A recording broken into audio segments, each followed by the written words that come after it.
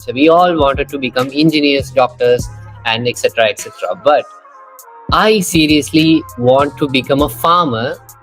My clap for your answers is yeah, seriously. Like you said in Sri Lanka, if you speak something wrong in English, there will be minimum, there will be 50% of people will be ready to laugh.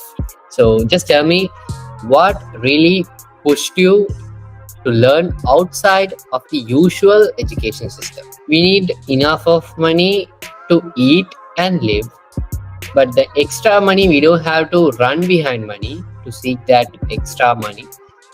You know why? As a teenager and as a young adult, we all love to spend, we all love to purchase and stuffs.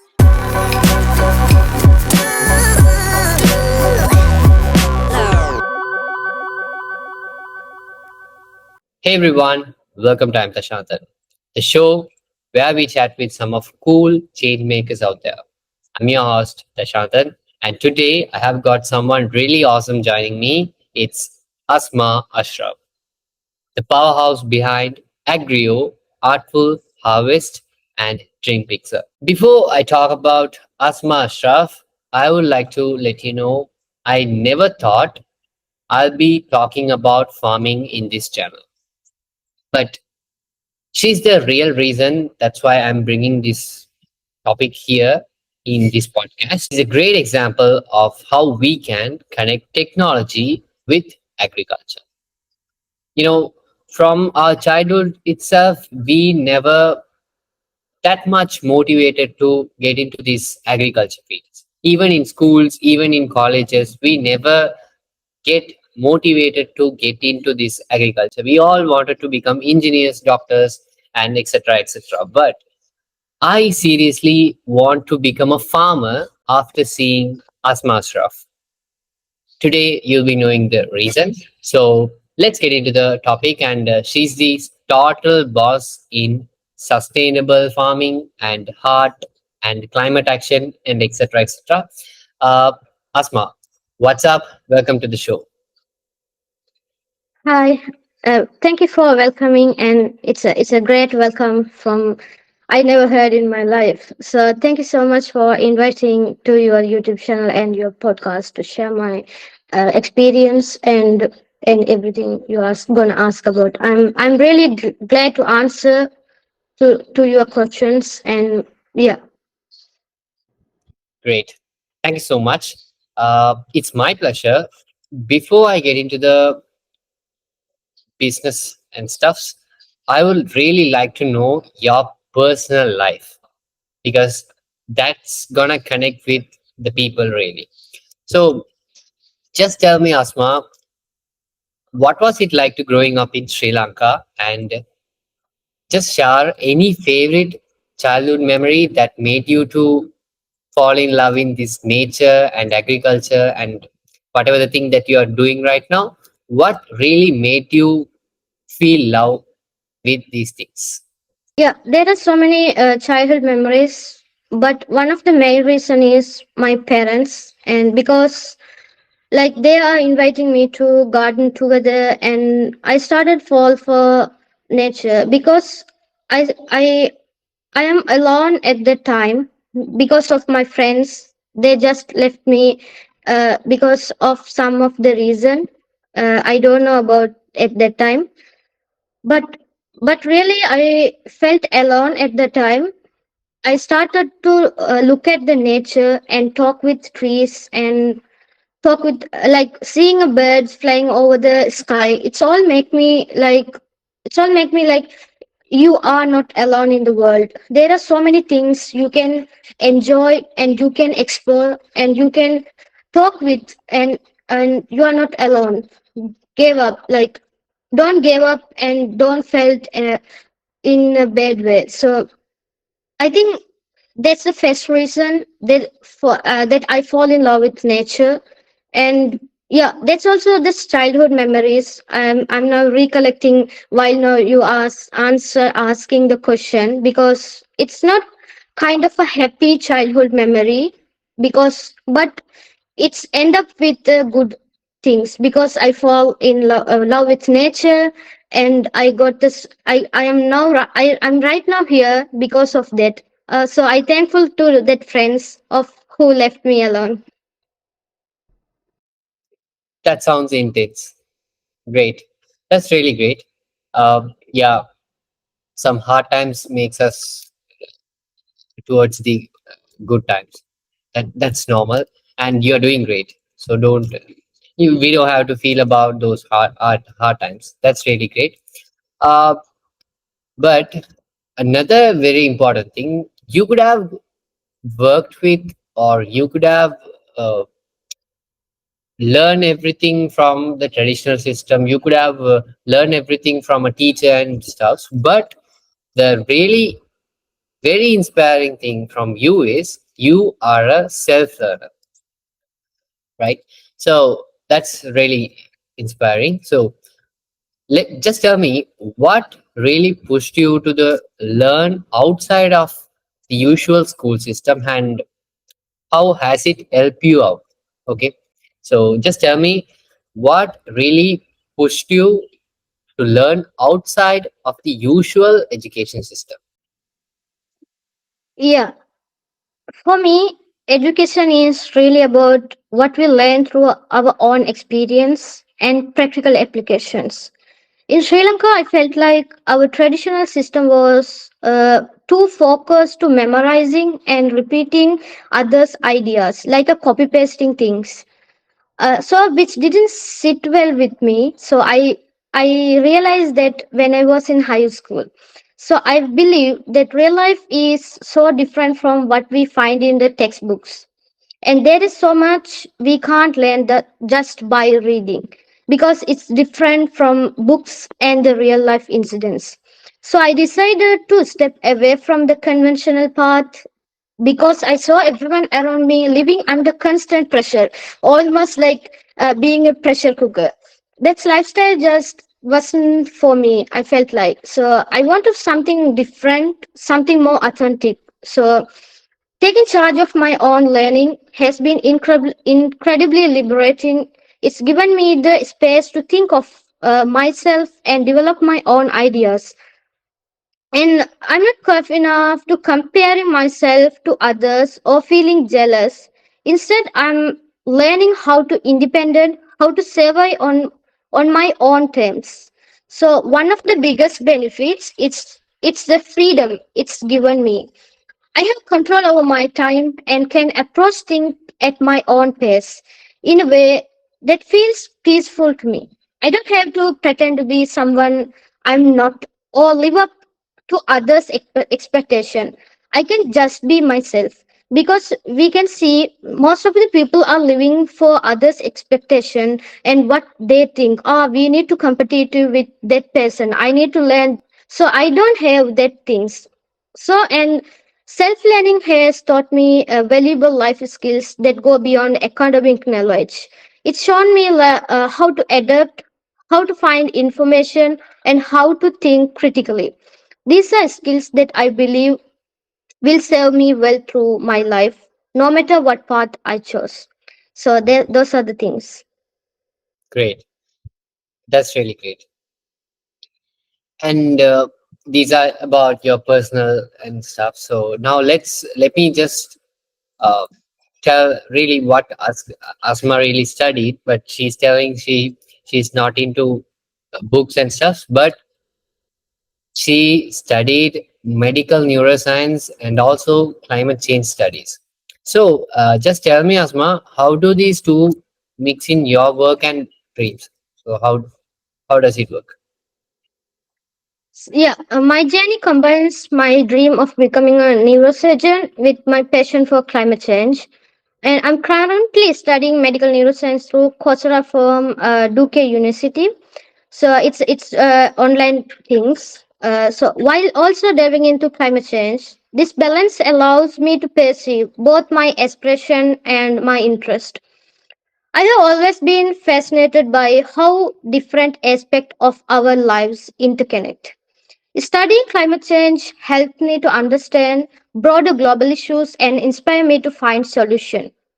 Meanwhile, neuroscience feed me. feeds my dream of one day traveling the world, providing the medical care to those who can't afford it.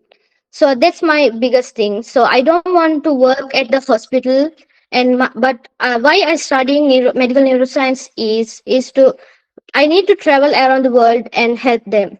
So I believe that to make a difference, I need to educate myself first. So interestingly, these two fields intersect more than people might think. For example, climate change can have significant impact on human health, including neurological effects.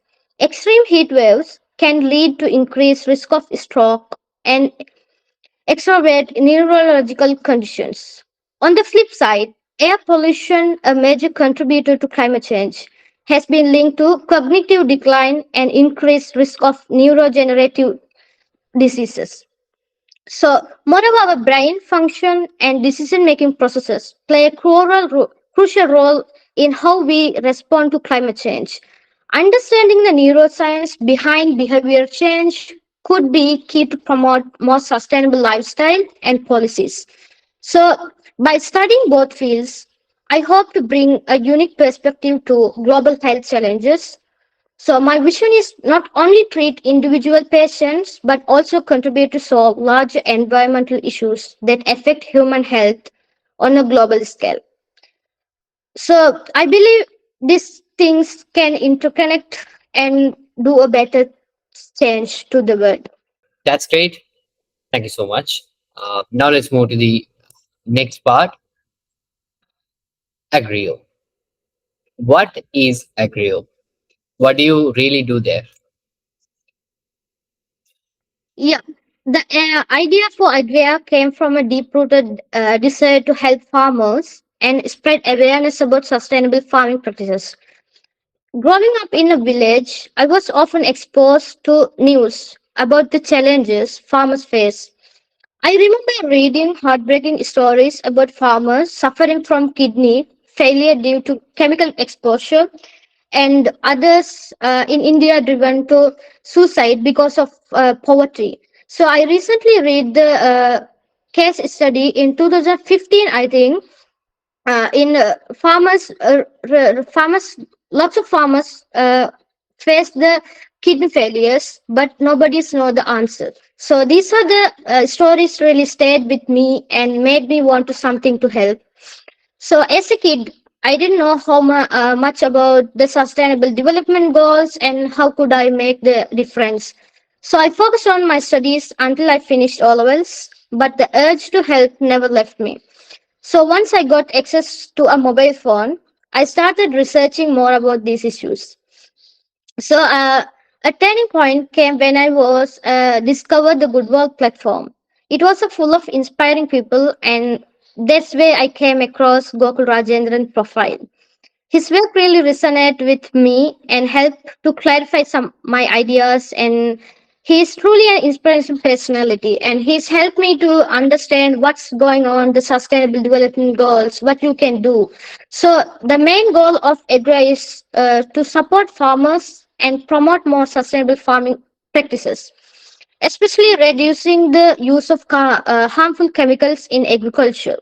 So we want to address the health issues faced by farmers due to chemical exposure and help improve their economic situation.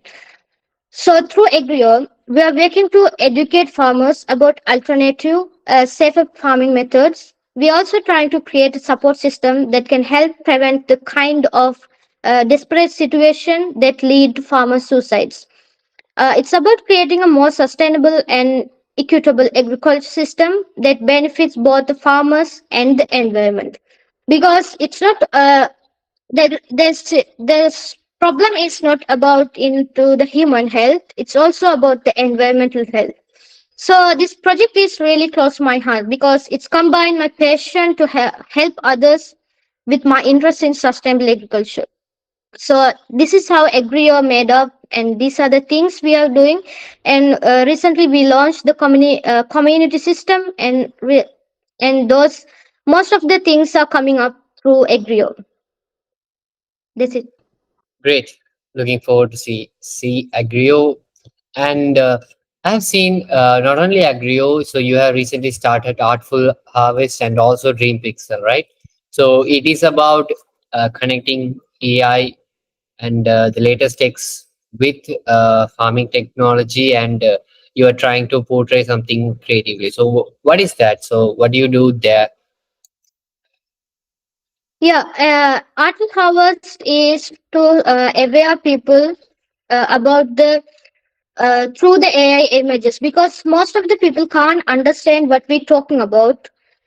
So I believe in uh, without talking, we can spread the awareness through AI art too, because it will give the message well without talking. So Artwork Harvest and Repixel is two projects that combine my passion for sustainability with my interest in innovative technology, particularly AI art. So Artwork Harvest is about creating awareness through AI generated art. So I have found that complex sustainability concept can sometimes be difficult to convey through words alone. So art, on the other hand, has this incredible power to represent our thoughts and ideas in a way that's both beautiful and accessible.